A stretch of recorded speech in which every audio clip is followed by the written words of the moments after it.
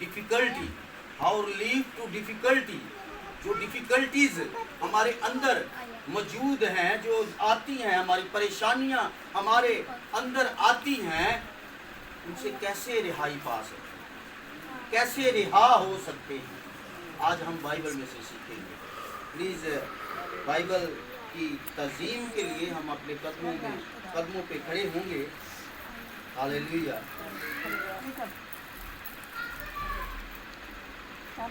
ज़बूर 94,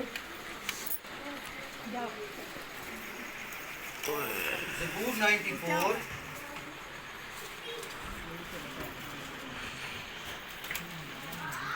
और उसकी 19 वर्ष मैं आपके सामने पढ़ूंगा। निकाल लिया ज़बूर 94 और उसकी 19 आयत को मैं आपके सामने रखूंगा।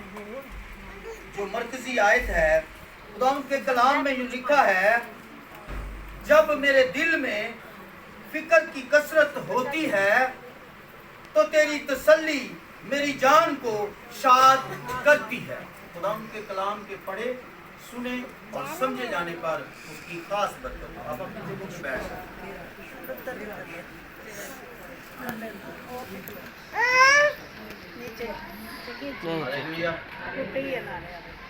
प्लीज बाजी आप बैठ जाए जरा।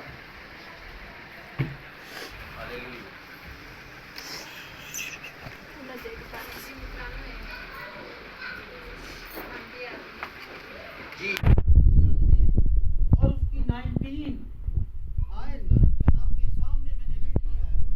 19 जो मैंने आपके सामने रखी है।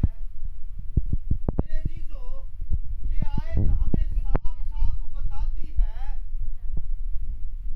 कि जब मेरे दिल में फिक्र की कसरत होती है, यानी कि जब हम परेशान होते हैं, जब हम अपने दुखों में, मुसीबतों में पड़े होते हैं, तो उस वक्त एक ही चीज है जो हमें तसल्ली बख्शती है,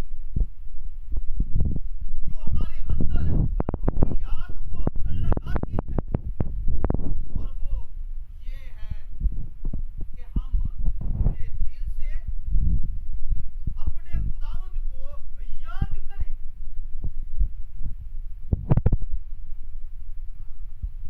उस कसरत में, उस परेशानी में, जिस परेशानी में दाऊद का खुदा का बंदा जो है वो अपने खुदा को याद करता है और कहता है कि जब मेरे दिल में फिक्र की कसरत होती है, तो मेरे अजीजों क्या करता है?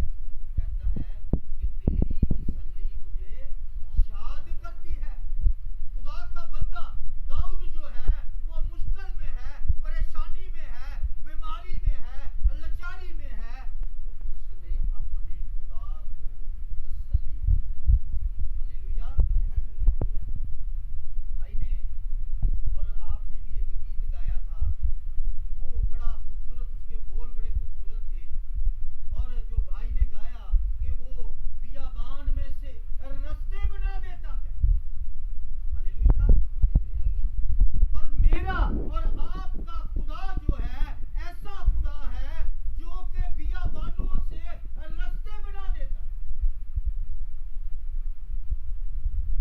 फिर उस वक्त होगा जब हमारे अंदर एक लगन होगी, जब एक कसरत होगी, जब हमारे अंदर रूह की आग लगी होगी, हमारे अंदर एक फिक्र होगी, उस वक्त मेरे अजीजों, खुदा जो है आपके लिए बियाबान से रास्ते बनाते हैं। जैसा कि आप जानते हैं, मैं आपको एक बात बताऊं, बरकत जो है वो आपने खुद पानी है।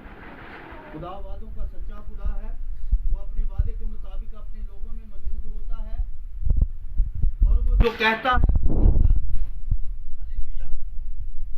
वो जो कहता है वो करता है। अगर आप बेशक किसी 5 लाख मजमे में चले जाएं दुआ करने के लिए, बेशक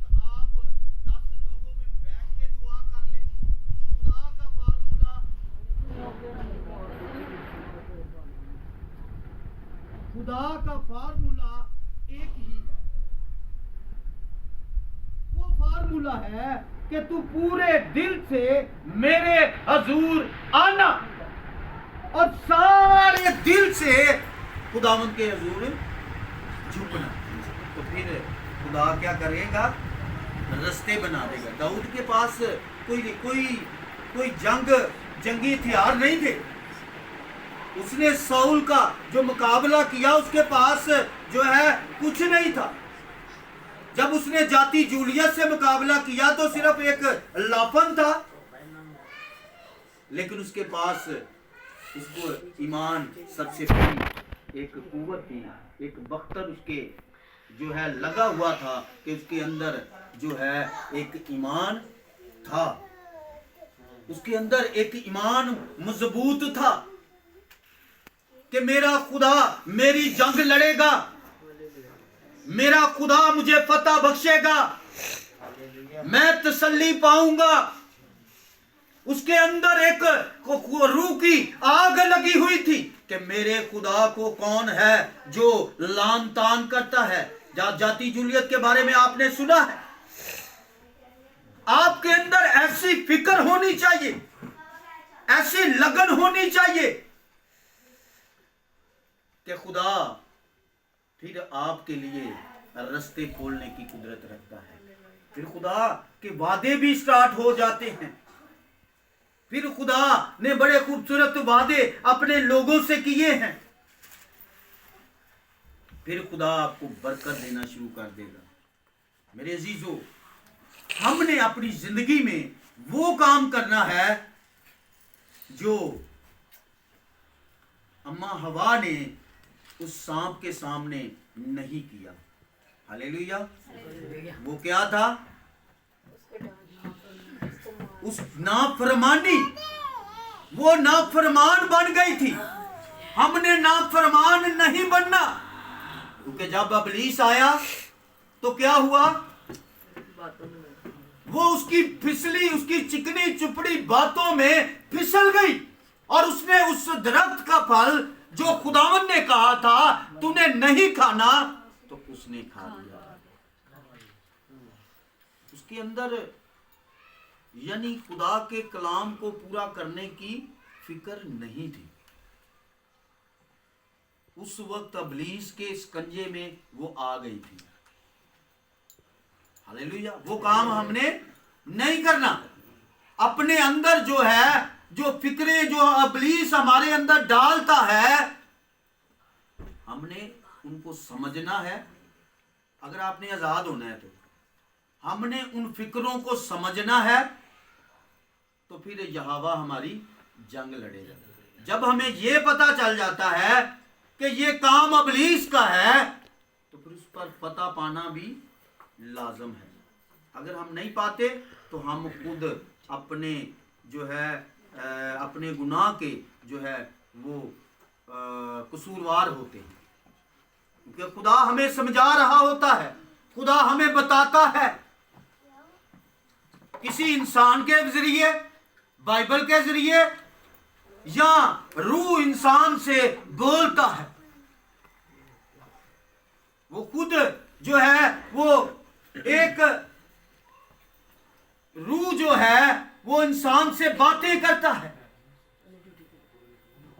क्योंकि मेरे अजीजों, अगर आपके अंदर कसरत होगी, अगर आपके अंदर जो है रूह की एक तड़प होगी, एक लगन होगी, तो जो मुश्किलें हैं, जो दाऊद कहता है, जिस तरह दाऊद ने रिहाई पाई, वो कहता है कि तेरी जो तेरी तसल्ली मेरी जान को शाद करती है। तो खुदा की तसल्ली, जिस तरह खुदा ने उसे बरकत दी, उसे तसल्ली दी, खुदा आपको भी तसल्ली देगा। खुदा आपको भी रिहाई बख्शेगा। आपके नदारी के, लाचारी के जो भी पहाड़ हैं, खुदा उससे रिहाई दे देगा। लेकिन अगर कोई कसरत, अगर कोई फिक्र आपके अंदर नहीं है खुदा को पाने की, खुदा कहता है, दाऊद के ज़बूर में लिखा है कि जैसे हिरनी पानी के नालों को तरसती है, वैसे ही मेरी रूह जो है खुदावंद के लिए प्यासी है। तो मेरे अजीजों, अपनी प्यास खुदावंद को बना लो, तो आप रिहाई पाना शुरू कर देंगे, आप जो है फतह पाना शुरू कर देंगे। आपके अंदर जो है, जो इब्लीस ने रखने बना रखे हैं, उन रखनों को वो फिल कर देगा। खुदा का पाक रूह। लेकिन अगर हम आर्जी तौर पर रोजा भी रखते हैं, कोई मकसद नहीं रखते, उसको अपनी जिंदगी में पूरा नहीं करते, या अगर जो है हमारी फिक्रें, हमारी परेशानियां इब्लीस डालता है, हम उसके लिए और तगोदो के लिए दौड़ जाते हैं, मेरे अजीजों, खुदा जो है वो आपको ढूंढ रहा है। खुदा आपकी फिक्र कर रहा है। खुदा आज आपको तसल्ली देना चाहता है। खुदा आपको रिहा करना चाहता है, रिलीज करना चाहता है आपकी उस मुश्किल से, आपकी उस परेशानी से, उस बीमारी से, उस लाचारी से। खुदा आज आपको रिहा करेगा, लेकिन उसकी फिक्र आपके अंदर होनी चाहिए। आपको इस चीज का यकीन होना चाहिए कि मेरा खुदा जिससे मैं मांगता हूं वो मुझे देगा, बल्कि उसने दे दिया। तो फिर आप तसल्ली पाएंगे, फिर खुदा आपको मुश्किलों से, परेशानियों से रिहाई बख्शेगा। और फिर उसके बाद खुदा ने जो है बड़े खूबसूरत जो है खुदा ने वादे किए हैं। अगर हम खुदा के कलाम के मुताबिक चलते हैं तो खुदा जो है वो हमें बड़े खूबसूरत हमसे वादे करता है। और आज देखते हैं उन वादों को कि वो वादे क्या हैं जो खुदा ने हमसे किए हैं। खुदा का कलाम खुरूज की किताब और उसका 23 बाब और उसकी जो है 22वीं आयत से मैं आपके सामने रखूंगा।